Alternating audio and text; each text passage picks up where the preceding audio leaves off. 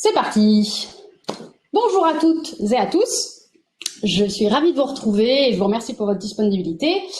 Nous allons parler ensemble des sociétés à mission et des bons réflexes pour définir sa raison d'être et ses objectifs sociaux et environnementaux. Tout d'abord, j'espère que chacun d'entre vous allez bien, ainsi que vos proches, et je profite de cette petite fenêtre pour vraiment exprimer ma gratitude envers tous les agents de l'ombre, souvent qu'on oublie très rapidement, mais pourtant on sait bien que c'est eux qui nous font fonctionner dans ces temps un petit peu difficiles. Donc nous partons pour une demi-heure ensemble de présentation, et il y aura 10 minutes ensuite, 10-15 minutes de questions pour finir. Est-ce que tout d'abord, vous pouvez me dire que vous m'entendez bien dans le chat ?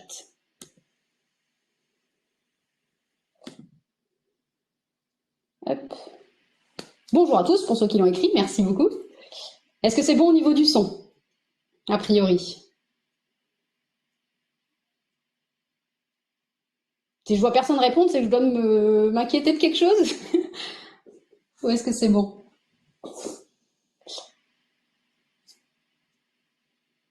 Bon. Bon, on va partir, hein. Oui, c'est bon, vous m'entendez ? Ah, pardon, c'est que j'avais pas descendu. On est tout bon, super. Donc, c'est parti. Donc, ensemble, nous allons voir, une fois encore, l'état d'esprit, quelques bons réflexes, du coup, pour définir sa raison d'être et ses objectifs sociaux et environnementaux. Je vais puiser à la fois sur un petit peu de littérature. Ça serait très vite parce que vous devez le savoir, mais il y a des très très bons webinaires qui sont disponibles sur les différentes plateformes. Il y a de la littérature aussi, donc si vous avez des besoins de sources, je pourrais vous les donner avec plaisir. Mais en tout cas, sur la partie plus théorique, on va dire, il y a beaucoup de choses déjà entreprises. Et sur les éléments un petit peu de réflexe de comment définir du coup sa raison d'être et ses objectifs, là je puiserai sur notre propre expérience et sur du coup l'expérience de clients que nous avons accompagnés ou des entreprises qui nous appellent pour avoir du coup des éclairages.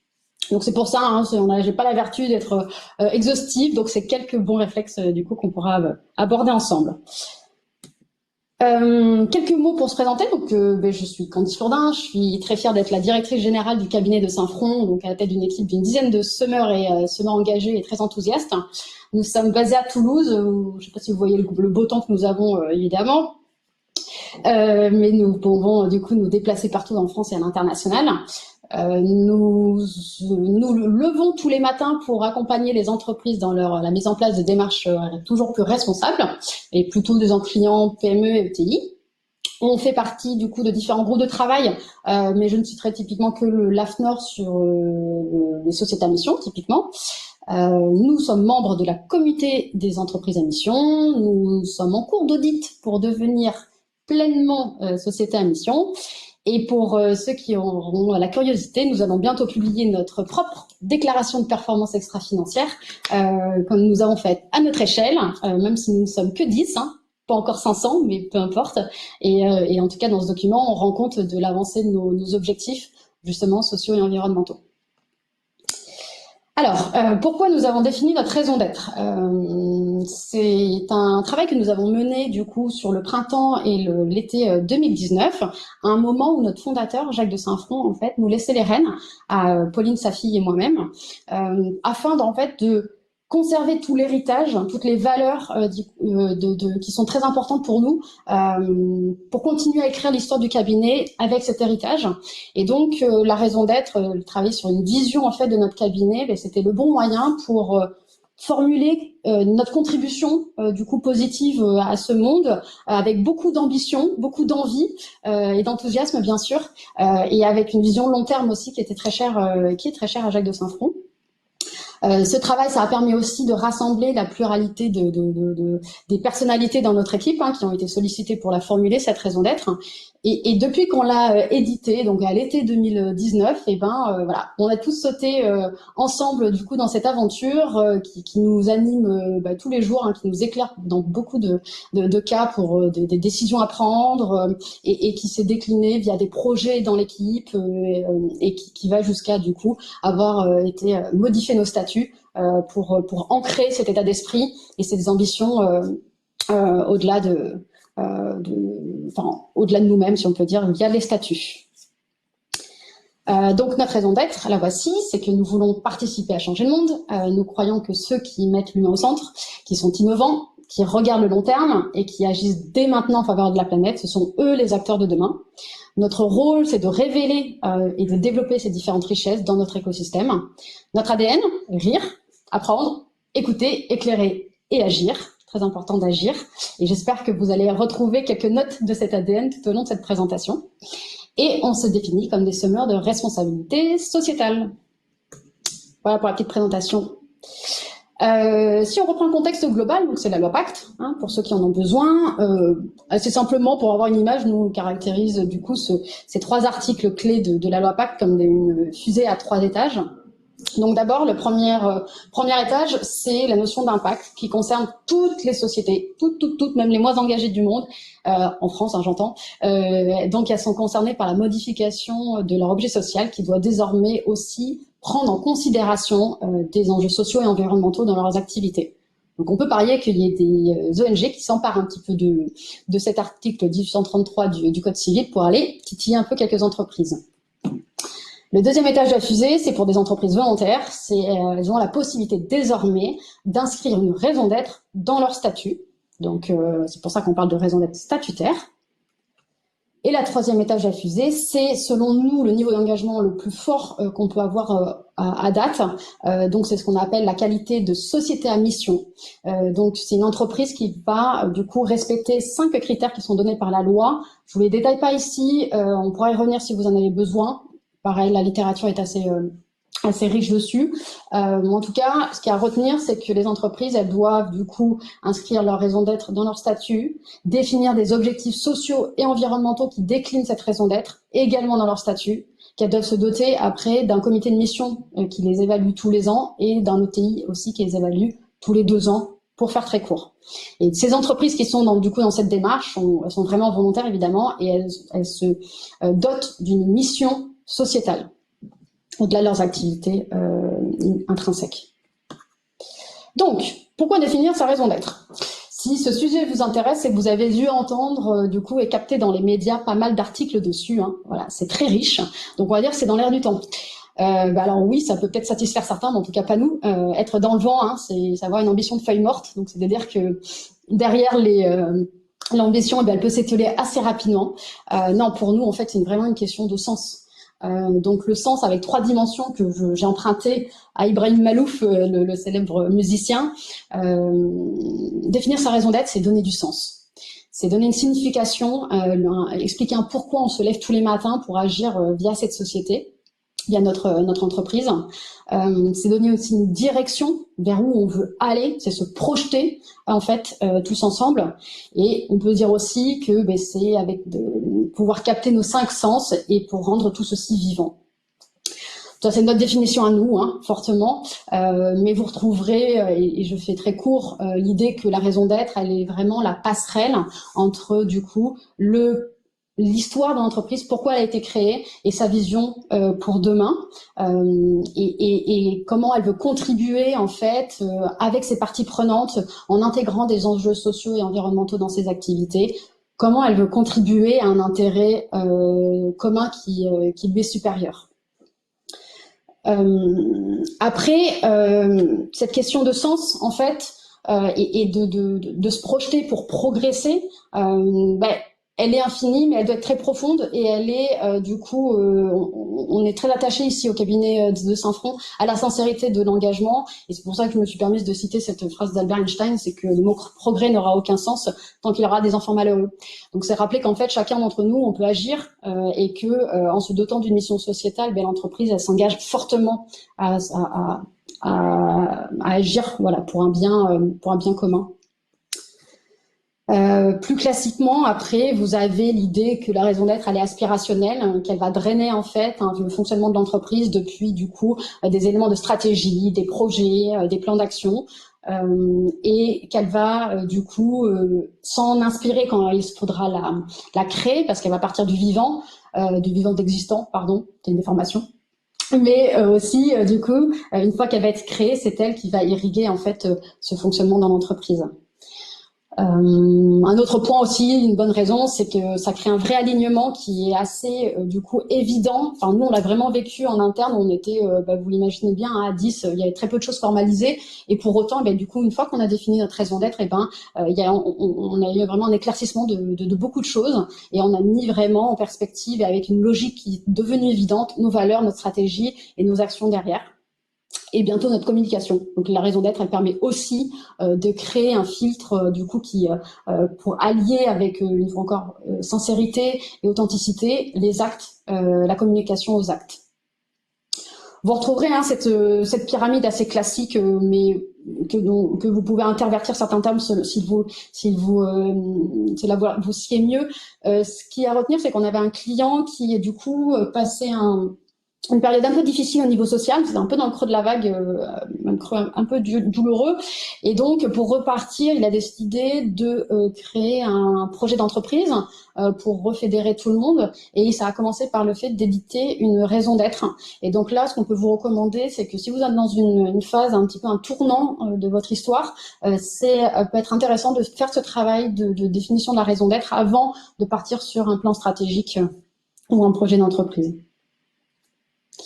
D'autres raisons assez rapides, hein, c'est que là encore, on l'a vécu en interne et c'est le même écho qu'on retrouve chez des clients, c'est ce côté boussole. C'est vraiment un filtre vraiment stratégique pour faire des choix et apprécier en fait les différents choix qu'on a devant soi pour du coup savoir s'ils sont vraiment en résonance avec la raison d'être ou pas. Est-ce que je recrute telle personne ou pas, selon est-ce qu'elle va vraiment infuser dans cette raison d'être, est-ce qu'elle va la faire vivre, oui ou non? Est-ce que je pars sur tel investissement, oui ou non? Est-ce que je me rapproche de telle entreprise, oui ou non?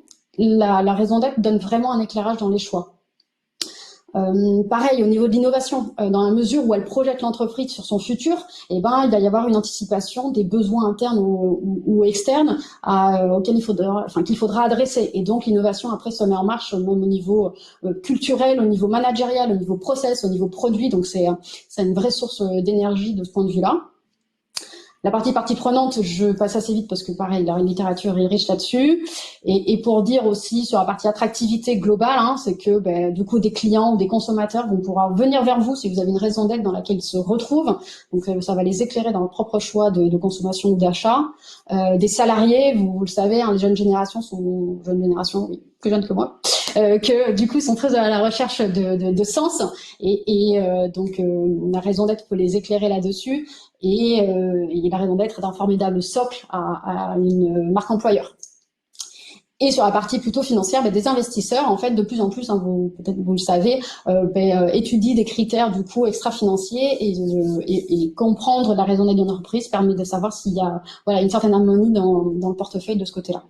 Donc pour ceux qui sont orientés performance, on voit qu'à court terme, de travail sur la raison d'être va vraiment aider à des choix du quotidien et sur du long terme, donc que ce soit des recrutements ou des choix d'investissement, la raison d'être va être un vrai levier de performance. Aujourd'hui, il y a entre 80 et 90 entreprises à peu près qui ont été recensées, qui ont une raison d'être, pas toujours statutaire. Il y a quelques sites où vous pourrez les retrouver si vous avez envie. Donc ça commence à bien prendre. Sur la partie du coup, comment? Alors, pareil, il n'y a pas une matière, une seule méthode universelle et qu'on détiendrait, bien sûr. De toute façon, on le mettrait en open source, c'est l'air du temps. Non, nous, on va être vraiment sur questionner les intentions de la démarche. On a une méthode, évidemment, on pourra en reparler, mais on va être du coup sur le pourquoi vous vous lancez dans cette démarche.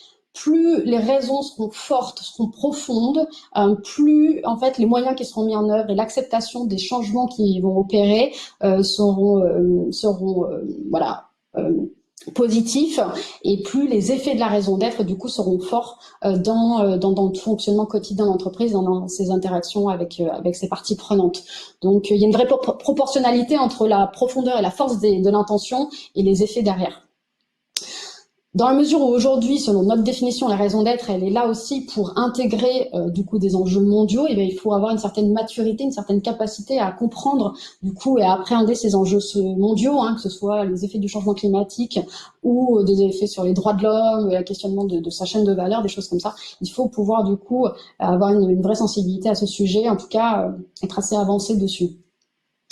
Il faut avoir un peu d'ambition, forcément, même plutôt une grande ambition, parce que vu qu'elle est aspirationnelle, et quitte à rêver, autant rêver en grand, j'ai envie de dire. Donc ce côté ambition et audace, parce que on sait que ça va bouger les lignes un petit peu, donc faut avoir du coup assez d'énergie et d'audace pour y aller. Question à se poser, c'est que le côté introspection, c'est que dans la mesure où vous allez fouiller le pourquoi l'entreprise a été créée, qu'est-ce que nous sommes aujourd'hui et qu'est-ce que nous voulons être demain, toutes ces questions autour de l'être, ça suscite de l'introspection qui se veut plutôt collective, donc il faut qu'il y ait une certaine maturité pour se lancer dans ce type de démarche. Et il faut de la confiance aussi dans son organisation pour accepter du coup des questionnements, des points de vue divergents dans la construction. Donc c'est un travail qui se fait en collectif et en bonne intelligence et avec beaucoup d'ouverture. Donc voilà un petit peu pour l'état d'esprit. Je vais un peu vite parce qu'on a pas mal de choses à se dire et je veux vraiment qu'il y ait ce temps de questions à la fin. Donc je m'excuse peut-être pour mon débit. Si vous êtes le porteur du projet, il faut plutôt être légitime, faut plutôt avoir des bons bagages parce que dans la mesure où on va fouiller un petit peu et aller dans les fondements de l'entreprise, il faut plutôt avoir quelque chose de solide. Et il faut avoir du temps parce que ça ne se fait pas en un claquant de main. Entre le temps de mûrir la réflexion, le temps pour recenser tout l'existant qui va alimenter la construction de la DPEF, c'est un réflexe. La construction de votre raison d'être. Et ensuite, la partie définition, tout ça, ça demande du temps.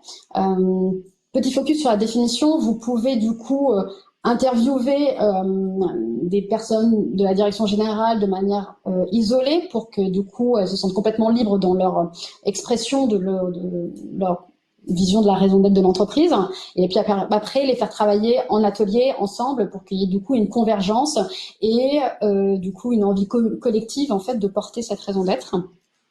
Ensuite, vous pouvez du coup soumettre et interroger les parties prenantes internes.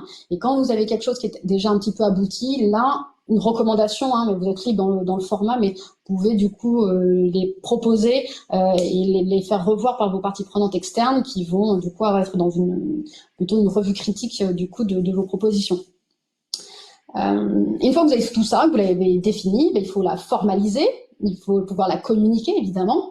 Et là, vous n'êtes qu'à la moitié du guet, parce que une raison d'être, en fait, si elle n'est pas déployée, c'est un élément de communication et qui, du coup, on perd le sens. On y revient à cette question de sens. Donc voilà, une raison d'être n'a de sens que si elle va être déployée pleinement. Donc dans sa construction et dans tous les échanges que vous pourrez avoir avec les différents contributeurs à votre raison d'être, il faudra anticiper cette phase de déploiement et que ça soit pas que de la communication interne et de la communication externe.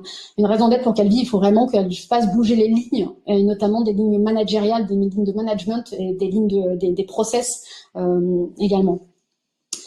Et enfin, du coup, quelques questions aussi pour savoir si c'est le bon moment pour y aller. Voilà, est-ce que la direction générale va être impliquée et à quel niveau, quelle est sa capacité à convaincre des actionnaires pour rendre cette raison d'être statutaire, parce que faire ouvrir des statuts, c'est pas forcément évident. Et quelle est notre capacité à renoncer à certaines choses que nous faisions ou que nous avions envie de faire pour accepter de se transformer vers du coup cette raison d'être. Simplement, côté transformation, vous avez peut-être vu que le secteur de la fashion, du textile, du coup, était extrêmement polluant. C'est la deuxième industrie la plus polluante du monde, et qu'aujourd'hui, il y a quelques initiatives du coup qui vont dans le bon sens. Bon, il y a les grands noms dont on parle et souvent. Moi, je vous parlais plutôt de petits noms comme Fago, qui a défini sa raison d'être et qui a même dans une démarche de société à mission. Vous avez le slip français aussi, et vous avez d'autres petites sociétés comme Loom de Julia Faure. C'est big up à AgroParisTech, qui du coup est dans une démarche très intéressante, et je vous invite à aller voir du coup le site de Loom. Même si elle n'est pas dans une démarche formalisée de raison d'être, vous allez tout de suite y retrouver une certaine résonance. Petit spot publicitaire, évidemment, on va faire une petite coupure. Simplement pour qu'on se présente un tout petit peu plus. Donc on est un cabinet de conseil. Donc nous, ce qu'on veut, c'est offrir nos services du coup à des entreprises. Donc il faut que nos services soient connus. Donc nos expertises s'appuient sur 3 pôles. Donc c'est d'abord le conseil RSE. Nous, on souhaite en fait être aux côtés d'entreprises, quel que soit le degré de maturité de leur démarche RSE. que ce soit un entrepreneur ou une entreprise qui a le sentiment de faire de la RSE comme Monsieur Jourdain, mais qui a besoin de le faire savoir. Donc là, on a un package du coup clé en main pour valoriser du coup ces différentes actions qui peuvent être ponctuelles. Après, on passe aux entreprises qui ont plutôt besoin de se structurer. On va les aider à mettre en place une stratégie RSE. Et enfin, on va être aussi sur un niveau pour aider les entreprises à devenir société à mission. On a une casquette aussi du coup OTI, organisme tiers indépendant, où on est du coup depuis une dizaine d'années, sur le créneau du coup de l'audit de rapport RSE et aujourd'hui de déclaration de performance extra-financière, avec une approche pilotage qui est très très forte. On peut interroger nos clients, on les embête beaucoup sur le choix de leurs indicateurs clés de performance. Pareil, si vous avez envie d'en discuter, rappelons-nous. Et forcément, on est aussi appelé et ça va se produire pour auditer des entreprises qui sont dans la démarche de société à mission. Et notre troisième expertise, c'est la comptabilité extra-financière, donc comptabilité universelle, qui a été créée par Jacques de Saint-Front, Pauline de Saint-Front et Michel Veillard, qui est là pour en fait mesurer et monétariser donc en euros de la valeur sociale, sociétale et environnementale créée par l'entreprise et pouvoir la confronter à la comptabilité classique. Et pareil, du coup, que ça soit un outil de pilotage dans des choix. Fin du spot publicitaire. On passe à, du coup, définir ces enjeux sociaux et environnementaux. Donc, pourquoi les définir, ces enjeux, ces objectifs sociaux et environnementaux dans ces statuts, notamment? C'est de se dire, en fait, c'est aller plus loin que la raison d'être, c'est vraiment porter une ambition très forte, et plus elle est forte, plus elle est profonde et audacieuse, hein, le fait d'aller jusqu'à définir des objectifs sociaux et environnementaux de ces statuts, c'est assez, du coup, c'est très engagé, plus on aura, du coup, les moyens de nos ambitions. Alors, pour ceux qui s'intéressent, le fait d'être dans ces démarches-là, c'est déjà être pionnier, hein, parce qu'aujourd'hui, il y a un recensement autour d'une trentaine d'entreprises, du coup, qui seraient allées jusque-là. Donc, il y a de la place. En tout cas, s'il y en a qui veulent être, j'ai encore vu il y a quelques jours, une branche du Crédit Mutuel qui est la première banque, du coup, à mission. Mais vous aurez, du coup, je suis la première assurance à mission, je suis la première, etc. Donc, le côté pionnier peut intéresser certains d'entre vous.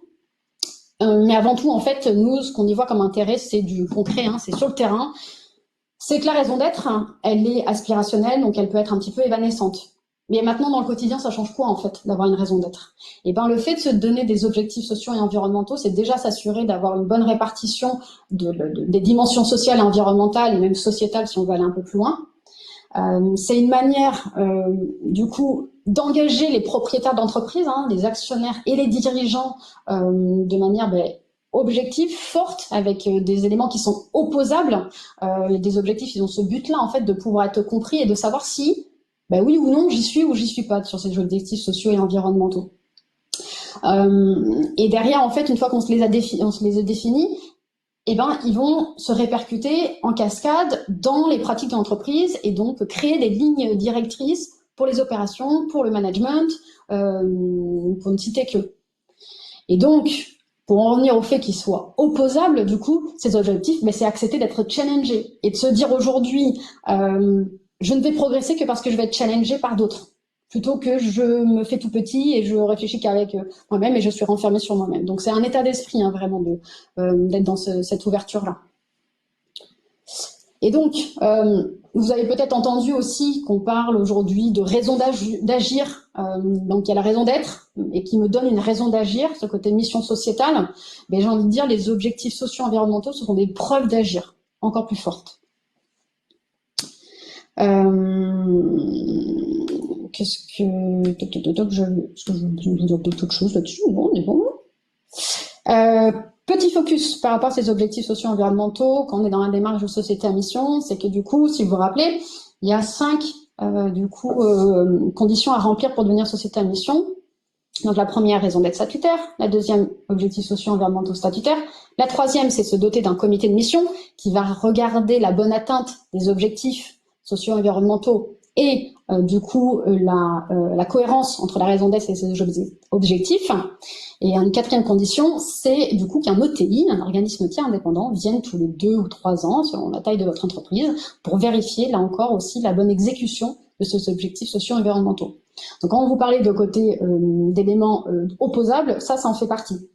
Mais ça donne toute la force, en fait, du coup, de la démarche et toute sa transparence également. Donc, comment définir ces objectifs sociaux et environnementaux? Alors, simplement avoir en tête que dans cette démarche-là, il faut savoir que ça va faire bouger les lignes, une fois encore. C'est pas pour faire comme avant et le faire avec plus de com, d'être dans cette réflexion-là. C'est pour accepter soit de partir tout de suite avec cet état d'esprit-là qu'on a en création d'entreprise, soit c'est créer un renouveau dans l'entreprise et donc accepter qu'il y ait une modification de l'ordre. Et donc c'est pour ça que du coup, ça va mener à des changements et on connaît la résistance de chacun au changement. Donc on voulait aussi vous éveiller à ces difficultés, ne pas être que dans un monde du coup de facilité. La première d'entre elles, difficulté, c'est la difficulté à modifier des statuts. Là aussi, c'est un retour d'expérience de clients ensemble, en fait, on n'avait pas anticipé qu'il y aurait un tel blocage, même pas sur le fond, mais juste sur le principe d'ouvrir des statuts. Et donc, qui étaient les sacro-saints statuts qui ne devaient surtout pas bouger. Donc ça, il faut, dans la démarche et dans ce temps long dont on parlait au début, pouvoir l'anticiper et pouvoir vraiment associer les actionnaires à la démarche pour que pour eux, ça soit naturel, du coup, d'accepter de les ouvrir, ces statuts. Et donc, du coup, de la même manière, c'est une difficulté à convaincre de s'engager aussi fortement et d'aller, de se confronter à des questionnements, des challenges et de l'opposabilité liés à ces engagements. Donc ça aussi, c'est un travail, il faut en avoir conscience. Quand vous partez du coup sur la dimension de société à mission, il faut savoir que vous allez être évalué 2 fois, du coup, tous les ans par le comité de mission et au plus au minimum tous les 2 ans par le TI. Donc ça fait des contraintes en plus, faut en avoir conscience. Et après, si vous êtes vous porteur du projet, il faut avoir en tête que du coup, vous serez peut-être isolé un petit peu, on vous demandera d'avancer, mais avec peu de soutien, que c'est un travail qui est long, donc il faut garder du coup de l'énergie, de l'enthousiasme, et pour faire durer, faire mûrir ce projet sur la longueur. Maintenant, du coup, pareil, pas une seule méthode, on l'a fait, ça a fonctionné avec des clients, parlons-en, mais surtout, avant tout, faut se poser des bonnes questions en fait pour partir dans cette démarche-là. Donc, est-ce que c'est le bon moment pour définir mes objectifs sociaux et environnementaux? Est-ce que j'ai assez de maturité? Est-ce que j'ai de la disponibilité de mes différents contributeurs et notamment la direction générale pour le faire? Est-ce qu'une fois que je les ai définis, est-ce qu'ils traduisent vraiment ma mission sociétale que je me suis donnée, parce qu'ils en sont bien la déclinaison? Est-ce qu'ils couvrent les grands enjeux mondiaux? Donc soit c'est la sensibilité de chacun qui va s'exprimer dans la formulation de ces objectifs, soit je peux m'appuyer sur les ODD par exemple. Ce qui est une bonne recommandation, mais n'est pas, à mon sens, vous pouvez aller largement au-delà de simplement les ODD pour vous questionner. Dans la même veine, est-ce qu'il reflète suffisamment la raison d'être? Parce que la raison d'être, chaque mot est choisi spécifiquement. Ce sont souvent des agrégats de différentes idées, de différentes intentions. Donc, est-ce qu'on les retrouve tous en fait dans du coup ces objectifs?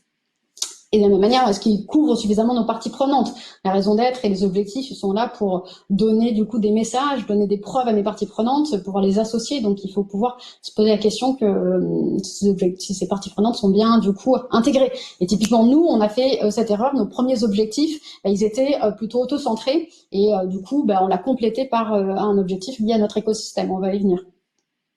Quelle est la place du long terme? Ça vous surprend pas par rapport à ce que je disais sur le fondement du coup de notre démarche, mais dans la mesure où ces objectifs sont statutaires, ils sont là pour un certain temps dans les statuts, donc il faut qu'il y ait du coup vraiment une projection, une visualisation de ce que sera l'entreprise et de ce qu'elle va atteindre demain, même après-demain, par cette démarche-là.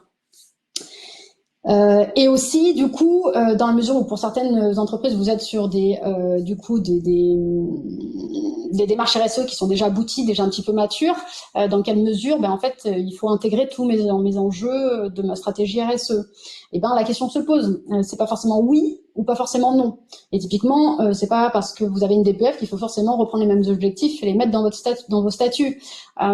Si vous êtes une entreprise manufacturière et que vous avez un sujet sur la sécurité au travail et que vous vous êtes donné un objectif sur l'accidentologie, est-ce qu'en tant que tel, cet objectif-là, il doit faire partie de vos statuts en tant que mission que vous vous donnez? La réponse est peut-être oui ou peut-être non. Il faut juste en fait se demander pourquoi. Et pour continuer sur les différentes questions qui vont vous amener assez naturellement, et j'ai envie de dire même sans nous, à définir vos propres objectifs sociaux et environnementaux, c'est est-ce qu'ils sont suffisamment ambitieux? Est-ce qu'ils sont aspirationnels? Et en même temps, est-ce qu'ils sont réalistes? Parce qu'il va bien falloir qu'ils se traduisent par des projets sur le terrain et que les gens puissent s'en saisir. Et enfin, il y a ce côté équilibre. Est-ce que j'ai assez d'objectifs sociaux? Souvent, en fait, on a pu voir qu'il y a énormément d'objectifs qui partaient énormément sur l'environnement, mais il y a la dimension sociale qu'il faut intégrer, voire sociétale. Est-ce que c'est assez équilibré? Et il ne faut pas qu'il y en ait un trop grand nombre. Au-delà de, je dirais, 4, 5, ça commence à faire beaucoup parce que du coup, il faut qu'il y ait les différents moyens associés à ces objectifs qui soient disponibles dans l'entreprise et que les ressources soient là. Donc, d'où ce côté aussi un petit peu réaliste. Et après, question de gouvernance, voilà, quelles sont les bonnes personnes pour répondre à ces différentes questions et anticiper ces questions-là? Et quel est le rôle de la direction générale? Est-ce qu'elle va laisser faire? Est-ce qu'elle va vous soutenir? Est-ce qu'elle va être ambassadeur? Et avec des ambassadeurs?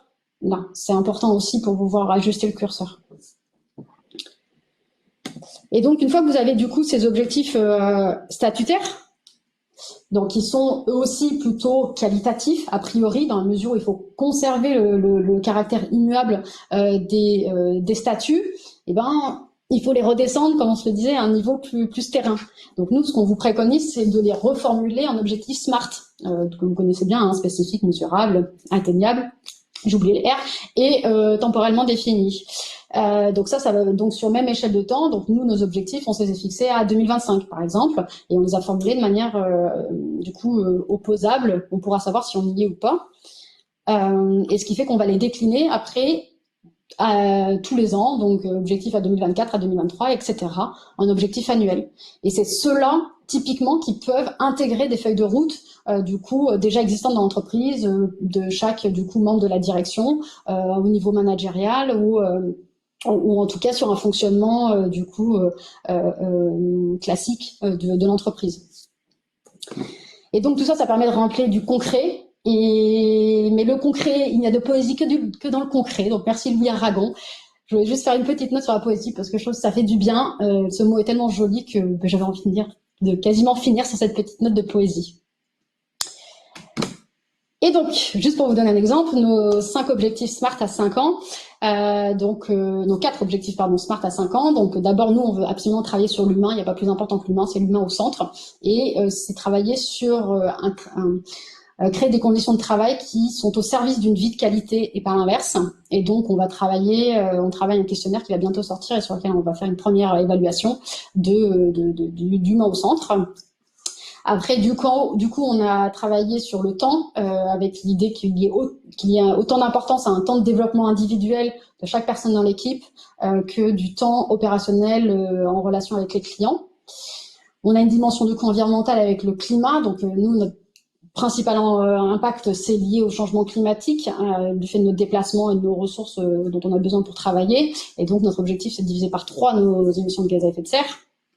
Et voici le 4e objectif qui embarque plus nos parties prenantes et qui manquait. C'est comment, du coup, on va évaluer notre contribution dans notre écosystème à plus de responsabilité de nos clients et de nos partenaires. Donc, la solution qu'on a trouvée, c'est de créer un questionnaire qu'on va lancer là pour les évaluer et ainsi, dans le temps, pouvoir mesurer leur progression et donc ce qu'on estime être notre contribution.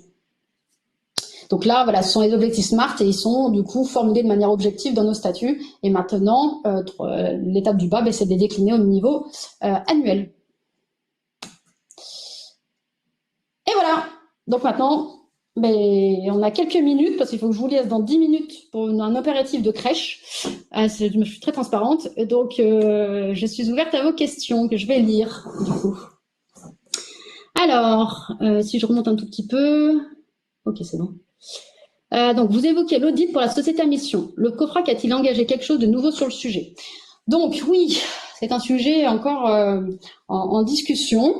Le COFRAC, du coup, réfléchit à un référentiel sur lequel accréditer, du coup, ces OTI. Pour autant, à l'heure actuelle, ce qui est décidé, c'est que les OTI des DPEF, des rapports RSE, du coup, en formulant du coup un dossier de préadmission, puissent réaliser ces missions d'OTI société à mission. En tout cas, la commission RSE de la compagnie des commissaires aux comptes a rédigé du coup les diligences que devront appliquer les OTI selon la commission RSE de la CNCC. Donc tout ça c'est prêt en fait, et même les rapports finaux de l'OTI sont déjà prêts. Donc c'est en cours. ça avance. Mais dans cette phase transitoire, on va dire, c'est un dossier d'admissibilité qui peut fonctionner.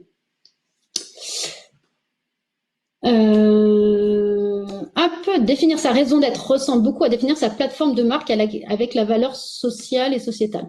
Et c'est là où pour nous c'est beaucoup plus profond parce que ça questionne l'existence de l'entreprise, que ce soit au moment de sa fondation ou l'avenir qu'elle se donne et comment elle se visualise dans le futur et ce qu'elle du coup ce à quoi elle participe.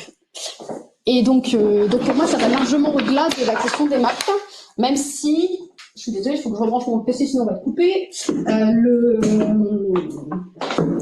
Le questionnement sur les marques va forcément en être du coup irrigué largement. Sur le textile, oui, en effet, il y a la marque du coup 1083 qui est la distance maximale du coup parcourue par les différents vêtements. Donc c'est une très bonne citation en plus de Fagot et du slip français. Quel est l'intérêt pour vous d'un label comme Bicorp ou des normes ISO?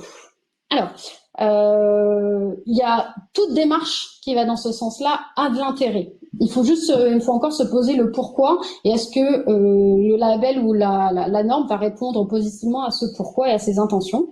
Bicorp est très intéressante parce que c'est un questionnaire qui est très exigeant. Hein, il faut avoir 80 sur 200. C'est une démarche vraiment assez exigeante. La différence que je vois avec Société à Mission, c'est que Bicorp, en gros, ça peut être une équipe RSE qui va piloter ça, qui va, du coup, bien sûr, mobiliser au niveau de la gouvernance, du coup, sa direction générale, qui va mobiliser tout ce qui est les ressources humaines, peut-être les services généraux par la partie environnement, etc. Mais ça peut être piloté, en fait, par une équipe. Là où la société à mission, en fait, il y a les actionnaires, les dirigeants et après les opérationnels, on va dire, qui sont tous embarqués et qui regardent dans la même direction sur ce sujet-là. Donc, à mon sens, c'est beaucoup plus fort, du coup, comme engagement d'être société à mission que Bicorp. Ça, c'est d'un point de vue gouvernance. Après, sur le terrain, Bicorp vraiment est très positif pour pouvoir, du coup, progresser et atteindre la moyenne et être reconnu, hein, clairement. Et c'est très anglo-saxon aussi, Bicorp, hein, donc sur certaines dimensions sociales, on s'y retrouve un petit peu moins peut-être qu'en France. Et après, les normes, les normes, elles ont de l'intérêt en termes de management.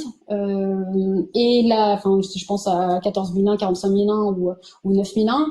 Après, sur la 26 000, c'est censé être un guide. Donc, je suis toujours un peu circonspecte sur le côté évaluation selon, du coup, l'ISO 26 000 parce qu'elle a été justement pensée pour pas être certifiée. Donc, bon, on pourra poursuivre la discussion si vous le voulez. Alors, dossier de préadmission à demander auprès de qui? Je pense que c'est le COFRAC. Alors, je vous avoue que là, sur cette partie-là, c'est plus Pauline de Saint-Front qui est experte. Donc, si vous voulez, on peut prendre vos coordonnées, vous avez les miennes et je vous remettrai en relation directement avec Pauline. J'avoue que c'est pas c'est plutôt elle qui excelle sur ce sujet-là.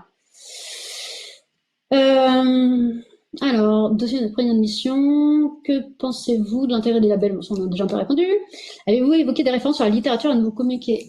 Donc, vous savez, sur la communauté des entreprises à mission, qui fournit des guides, qui a différents groupes de travail qui du coup rassemblent des personnes, des chercheurs, des experts et des entreprises pour du coup produire des guides à destination du coup des entreprises en libre accès. Donc sur la communauté des entreprises à mission, vous avez ça. Et après, si vous tapez webinar, je pense sur YouTube ou sur LinkedIn, ou s'il y en a quelques-uns, je peux vous les passer aussi qu'on a pu suivre et qui sont assez intéressants. Vous avez le guide de l'ORS aussi sur la raison d'être qui est intéressante, mais voilà, une fois encore sur la communauté des entreprises à mission, sur leur site, il y a déjà pas mal de documents qui peuvent vous être utiles, pardon. Et quand un groupe faut-il avancer par société ensemble au niveau de joint venture? Alors oui, c'est une très bonne question sur le côté du coup organigramme juridique.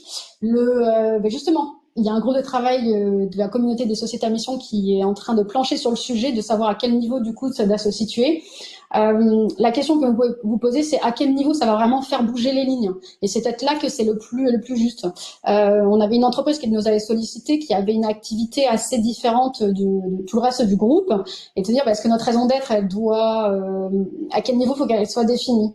Et ben, il y a une réflexion pour le faire à deux niveaux, en fait. Au niveau groupe, et qu'elle puisse couvrir l'ensemble des activités, puisqu'il y a ce groupe-là, même s'il y a une activité qui est spécifique. Et pourquoi pas au niveau de l'activité elle-même, qu'elle puisse porter sa propre identité via ce sujet-là.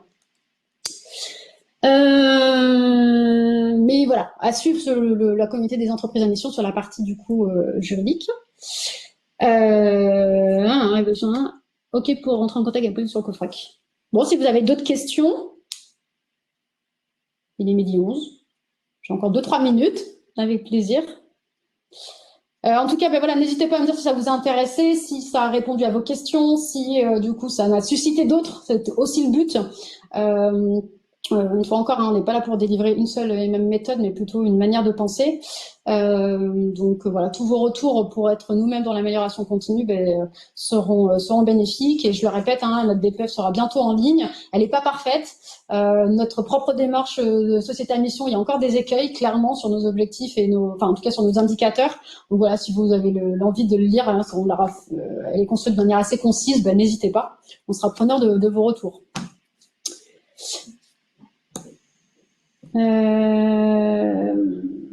Donc tout ce qui est sur la question du coup de pré-admission hein, pour des futurs OTI intéressés par la question, je vous renvoie plutôt du coup à nous contacter pour discuter avec Pauline. Simplement, je voudrais insister sur le rôle de l'OTI. L'OTI va en un sens valider les objectifs sociaux et environnementaux de l'entreprise. Notre position à nous, je ne parle pas au nom de l'ensemble des personnes sachant parler de l'OTI et de société à mission, mais notre position à nous, c'est que son rôle sociétal est fondamental, dans le sens où s'il veut éviter du greenwashing, du purpose washing, tout ce que vous voulez, tout le washing possible, il va falloir qu'il soit vraiment très attentif à la profondeur des objectifs et de l'ambition que l'entreprise se donne pour accepter en fait qu'il n'y ait pas que la raison d'être et les objectifs soient pas galvaudés sous couvert de communication et de purpose washing pour venir à ça. Donc les OTI, si vous réfléchissez, si vous êtes en face de nous, vous réfléchissez, s'il vous plaît, pensez vraiment à ce rôle sociétal que vous avez et pas simplement opportunité business. Je me permets de le dire et je le porte avec beaucoup de conviction, mais voilà, moi vous savez ce que j'en pense. En tout cas, merci à tous. Ravi du coup d'avoir eu ce temps avec vous et vos questions. Restons en contact si vous avez besoin. On songe à faire d'autres webinaires sur Société à Mission, une fois encore, qui seront le fruit de notre retour d'expérience de nous-mêmes, mais avec nos clients et des questions qu'ils nous posent. Donc, pareil, sur notre page LinkedIn, si vous voulez nous interpeller sur un sujet qui vous intéresse, allez-y. Et typiquement, il y aura certainement un sujet sur le comité de mission. Mais s'il y a d'autres sujets qui vous intéressent, faites-le savoir. Un grand merci à tous, passez une très bonne journée et à très bientôt. Profitez bien et prenez soin de vous. Au revoir.